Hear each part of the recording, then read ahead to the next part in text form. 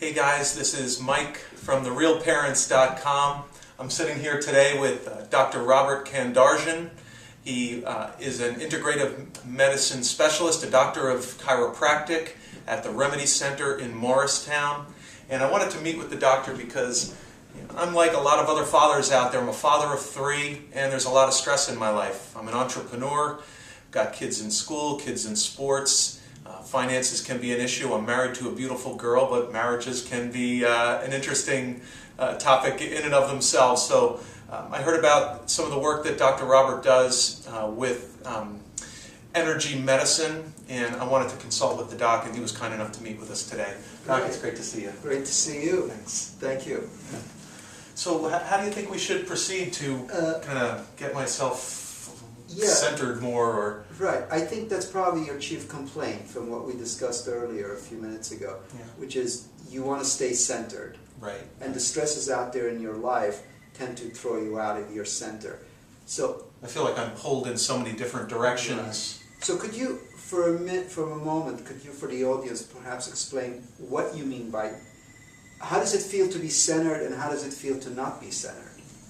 Well, I'll start with the not be centered, because that seems to be the most common feeling that I have, is, as I mentioned in my intro, with the children, being an entrepreneur with a couple of businesses that we're working on right now, always being mindful of the finances, making sure that we're doing everything in our power to give our kids the best life possible. I feel pulled in a lot of directions, and I feel tension in a lot of areas of my body. Where I tend to feel it most is in my diaphragm area, is where I can notice I feel very, very tense there and scatterbrained. So when you're not centered, you actually feel it on a body level. Absolutely. That's good. Yeah. It's good that it's happening because your body is sending you a message, which means you need to start shifting gears and changing some things. Mm-hmm. Okay, when you are centered, when you feel really centered, how do you feel? When you are centered, what's the feeling in the body as well as in the mind? Warm and alive. Okay, great. I actually feel just great energy flowing through me and exuding. Right. Actually, I want to share it with people. Right. Sandy, my wife, says she knows when I'm feeling centered or in a good space because I've got this big grin ear to ear. It's just my natural state, really. Is there a place that helps you feel centered? A location? Or an activity? We were speaking earlier, the treadmill is huge for me. Good. I'm in one spot, but it takes me away when I get I always tell my patients, find that activity. Sometimes the activity could be a physical activity. It could be cooking.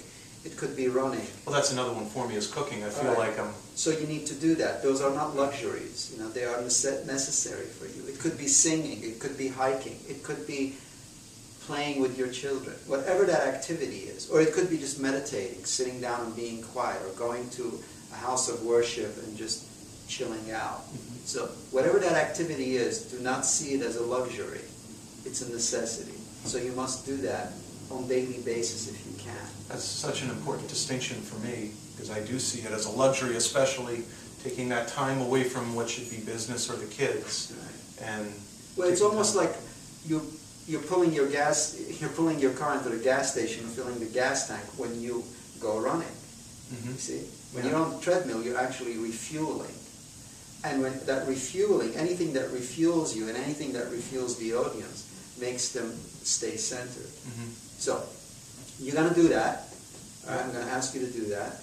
And I'm going to work with you right now and to keep you centered. Because what you said earlier is that when you feel centered, you feel that the diaphragm is more relaxed. There's a calmness and an aliveness. So we're going to try to create that for you today. All right? Great. So plant your feet. Okay. Good. That's it. Just keep your spine straight. Keep your hands open so that you receive. Good. Now, we are an electrical field. We are an energy field. So what we're doing is we are removing from you the stresses that have been sitting around your body. And once we remove it, then we're going to bring in new energy. And you, the audience, can feel this energy when you do your accordion exercise. Just do that. Think of something good, think of something negative, and you'll see how it changes. Good. Great. And now we're going to just infuse new energy that's fresh and alive, that will keep it more centered. Good. Open your eyes. Good. All right. Just describe the feeling that you have now. Well, when you initially started, as soon as I turned my arms up and you started working on me, I could feel the energies in my hands and in my arms, and it feels lighter. Good. You know, Lighter. That's the key. Thank you. So our objective is to feel lighter. Yes, there are stresses out there, but there are things we can do to feel lighter. For you, it's the cooking, it's the treadmill. And for the audience, they must figure out what that is for them. And the best way to figure it out is to just get quiet and go inside and ask the body. Communicate with the body. The most important thing we can teach patients is to communicate with the body. That's the greatest power we can give our patients, is to teach them to listen and communicate. So once you communicate with the body and you know what you need to do, then you go and do it. And of course, the kind of work that I just did also helps tremendously. And which I call energy medicine, or it's an intuitive energy healing. So I'll come back and we'll keep doing that for you whenever you feel you're out of your center. Yeah. Well, no, I appreciate that, and I believe that not looking at those things as a luxury, and really, because I know they make me feel good when I finish doing them, whether it be singing or cooking or on the treadmill. I think that is a great thing that I can take away from our meeting, is to consider that something that's essential in my life. That's great. And one thing I would like to add as a finishing note in conclusion is the theme of faith. You know, I always say faith operates on 4 levels. You know, faith in ourselves, faith in people we trust and who are there for us, faith in tomorrow, having faith in tomorrow, even though the stresses are here today, keeping the faith in tomorrow, and of course faith in a higher order, a higher divine power. So when we have faith, we have these 4 faiths operating with us and for us. Okay. It's much easier to stay centered, because I personally believe that the opposite of fear is faith. The more faith we have, the less fear we're going to have.